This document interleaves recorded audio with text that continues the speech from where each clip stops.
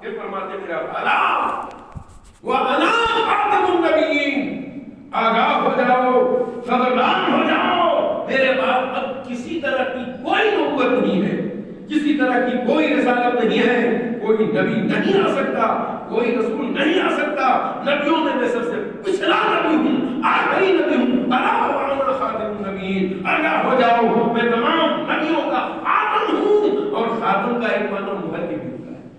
میرے آقا کی پشت پر اللہ نے ختم نبوت کی مہر لگا دی، اب کوئی نبی آ ہی نہیں سکتا، نہ اکسی نبی، نہ ذلی نبی، نہ بروجی نبی، کسی طرح کی کوئی نبوت نہیں، لا نبی بعدی، میرے آقا فرماتے ہیں میرے بعد اب کوئی نبی نہیں۔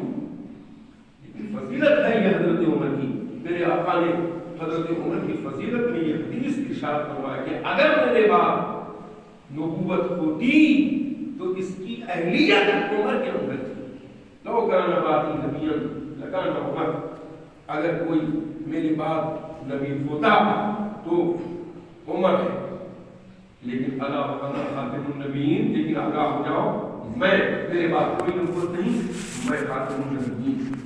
اور میں یہ کر رہا تھا کہ ایسی بات تھا کہ حضرت عمر کا دبدبہ، کیا دبدبہ تھا حضرت عمر کا، کیا شان تھی حضرت عمر کی؟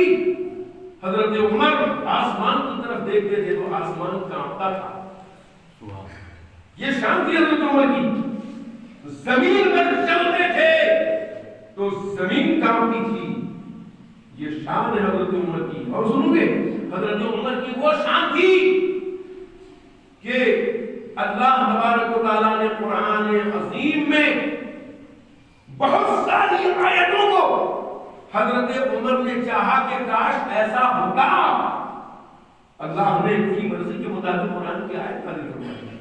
خطبے میں آپ سنتے ہوئے الذین لا یؤمنون بالوحی والکتاب، امام لوگ خطبہ پڑھتے ہیں لیکن جو عالم ہوتا ہے وہ سمجھاتا ہے، خطبے میں تو اردو پڑھنا نہیں ہے لیکن کبھی بتانا چاہیے لوگوں کو حضرت عمر کی اور صحابہ کرام کی فضیلت کو کہ کیا فضیلت، الذین لا یؤمنون بالوحی والکتاب، کیا مطلب ہوا؟ یہ وہ عمر ہے جن کی رائے اور مرضی سے وحی قرآن میں، وحی بالکتاب، کتاب میں، کتاب عظیم قرآن عظیم میں جو وحی اللہ نے نازل کیا ہے، قرآن کی آیت جو نازل کیا ہے، وہ حضرت عمر کی مرضی سے نازل۔ حضرت عمر نے چاہا، دل میں آیا کہ کاش اللہ کا ایسا حکم ہوتا، اللہ نے حضرت عمر کی مرضی کے مطابق بارگاہ رسالت میں جبریل امین کو بھیج دیا ہے۔ جبریل امین تیرا محبوب، اس کی مرضی ایسی تھی، ایسی خواہش تھی، لوگ ایک نے قرآن بھیج دیا ہے۔ یہ حضرت عمر کی شان۔ اب سنو حضرت عمر،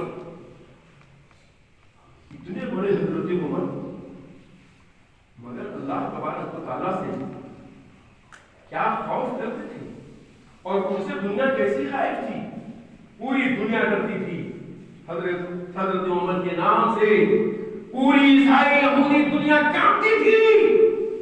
روم کے بادشاہ پاپائے روم ہرقل اعظم نے کہا عمر کا خاتمہ کر دیا جائے، چنانچہ ایک جاسوس کو بھیجا، کہا جاؤ عمر کو دیکھنا، موقع سے مار دینا اور اس کا سر اتار کے قتل کر کے اس کا سر اتار کے میرے پاس لانا، جو کہو گے انعام دوں گا۔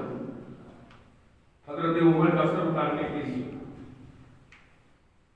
عیسائی بادشاہ پاپائے روم ہرقل اعظم نے بہت انعام و اکرام کا وعدہ کر کے عیسائی جاسوس کو بھیجا۔ وہ آیا اور اتفاق سے اس وقت حضرت عمر فاروق اعظم رضی اللہ تعالیٰ عنہ شہر مدینہ میں نہیں تھے۔ اس وقت کا شہر مدینہ کیسا تھا؟ کھجور کا چھپر جھوپڑی وغیرہ ایسے شہر مدینہ تھا۔ جب وہ عیسائی جاسوس آیا تو لوگوں سے پوچھا خلیفہ کا مکان کہاں ہے؟ لوگوں نے بتایا کہ دیکھو یہ سامنے والا مکان ہے۔ خلیفہ کا مکان ہے؟ اس نے جس بادشاہ کو دیکھا تھا اس کے رہنے کا الگ انتظام تھا وہاں، جس بادشاہ نے بھیجا تھا۔ آگے پیچھے لشکر اور فوج، یہاں تو کوئی فوج اور لشکر حضرت عمر کے لیے تھا ہی نہیں، اور ایک جھوپڑی خلیفہ کا مکان کیا؟ مجھے کہاں ملیں گے خلیفہ؟ بولے جاؤ مسجد میں۔ تو اس نے مسجد کو جو دیکھا تو مدینے میں سب سے بڑی عمارت اس کو مسجد ہی ملی، بڑی دیوار تھی، اس پر کھجور کا چھپر تھا، کھجور کے پتیوں کا چھپر تھا۔ اس نے بیان دیا کہ بس ایک بڑی عمارت تھی، وہ بھی کھجور کے پتے کے چھپر سے چھاری ہوئی تھی، وہ اس کی چھونی ایسی تھی، دیوار ساری بلند تھی اور باقی چھوٹی چھوٹی جھوپڑی تھی۔ تو جب وہ آیا تو مسجد میں کسی کو نہیں پایا، مسجد سے نکلا، مسجد نبوی شریف سے پوچھا لوگوں سے، لوگوں حضرت عمر جو خلیفہ ہیں اور ان سے ملاقات کہاں ہوگی؟ کہا کبھی اپنی بکریوں کو چرانے کے لیے وہ مدینے کے جنگل میں تشریف لے گئے۔ پاپا روم کا بھیجا ہوا، ارد اعظم کا بھیجا ہوا باز جاسوس تعجب میں پڑ گیا کہ عمر اتنا بڑا خلیفہ جس سے پوری دنیا کانپتی ہے، وہ اپنی بکری اپنے سے چراتا ہے، گھر میں ایسا معمولی جی عمر ایسی شان، چلو دیکھنے کا جنگل میں ہوتے ہیں چلا اب یہ نکلے، یہ جاسوس نکلا مدینہ شہر سے اور جنگل کی اور گیا۔ جب جنگل پہنچا تو کیا دیکھا؟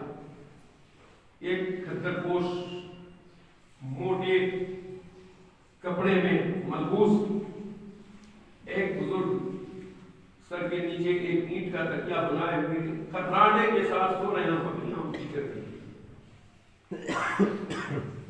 بہت اچھا موقع ہے، اس نے نیام سے کبھی بولیے ہم اس کو نیام بولتے ہیں، نیام سے تلوار کے کمر سے، تلوار کے نیام سے تلوار کھینچا نکالا اور جیسے ہی حضرت عمر پر حملہ آور ہونا چاہتا تھا، زمین سے ایک زمین پھٹ گئی اور زمین سے ایک چنگھاڑتا ہوا شیر نکلا، تھرنے مارتا ہوا اور دھرنے لگا اور حضرت عمر کے اوپر جو حملہ آور عیسائی جاسوس تھا اس کو لقمہ اجل بنانا چاہتا تھا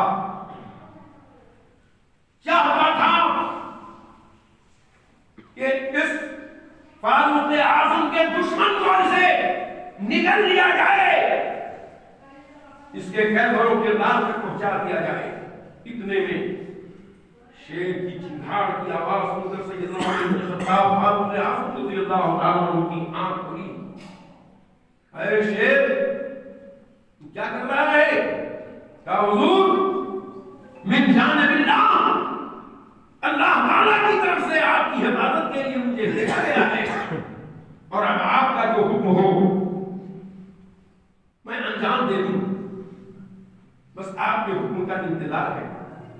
حضرت عمر نے فرمایا اے عیسائی جاسوس بتا تیرا ارادہ کیا تھا؟ اب وہ عیسائی جاسوس یہ منظر دیکھ کر کہا حضور میں نے بڑے بڑے بادشاہوں کا دربار دیکھا، میں بڑے بڑے بادشاہوں کا سفیر رہا، جسے دودھ کہتے ہیں ہندی میں، میں بہت بڑے بڑے بادشاہوں کے یہاں گیا، بڑا بڑا دربار دیکھا، لیکن حقیقت یہ ہے کہ آپ جیسا خلیفہ اور بادشاہ میری نگاہوں نے نہیں دیکھا، کہ آپ کی حفاظت کا بظاہر کوئی انتظام نہیں، نہ فوج ہے، نہ لشکر ہے، نہ باڈی گارڈ ہے، کچھ بھی نہیں ہے، اور آپ پر جب حملہ کرنا چاہا میں نے تو آپ کے رب نے زمین کے نیچے سے ایک شیر کو پیدا کر کے بھیج دیا۔ آپ کی حفاظت جنگل کے شیر نہیں، زمین کے نیچے سے نکلنے والے شیر کرتے ہیں۔ یہ مولانا فرماتے ہیں یاد گرمون سے جانت ببد اور ہر دعا لمزیر فرمانت ببد، خدا کی یاد اگر تمہارے جان کا ساتھی ہوگا تو ساری کائنات تمہارے قدموں کے نیچے ہوگی اور سب تیرے حکم کے نیچے ہوں گے۔ حضرت عمر نے بلایا نہیں تھا، اللہ نے انتظام کر دیا۔ شیر کو دیکھا اس عیسائی جاسوس نے کہ چاروں طرف گھوم رہا ہے اور ڈر رہے نازے سیدنا عمر فاروق اللہ اکبر، یہ فاروق اعظم کی شان ہے. کہا کہ ایسا ایسا ناپاک ارادہ لے کے آیا تھا، کلمہ پڑھائیے، داخل اسلام کر لیجیے. پڑھو اشہد ان لا الہ الا اللہ واشہد ان محمد عبدہ ورسولہ. ضرورت اس بات کی ہے کہ ہم دینی بیداری پیدا کریں، مذہبی بیداری پیدا کریں. ہمارے اسلاف اور ہمارے اکابرین کا فیضان ہمارے ساتھ ہوگا. اللہ تعالیٰ قرآن عظیم میں فرماتا ہے تم غم نہ کرو. پہلے فرمایا سستی نہ کرو. مسلمان بہت سست ہو گیا ہے، قابل ہو گیا، اس لیے غفلت کا علاج اس طرح سے کیا کہ سستی نہ کرو، غفلت نہ کرو، تم ہی بلند رہو گے. اور غم نہ کرو، سستی نہیں کرو گے، غفلت نہیں کرو گے تو جس کا حکم مل چکا ہے اللہ اور رسول کے طرف سے وہ کام انجام دو گے. اور جب وہ کام انجام دو گے تو مومن بن جاؤ گے. اور جب مومن بن جاؤ گے تو تم العالم، تم ہی بلند رہو گے.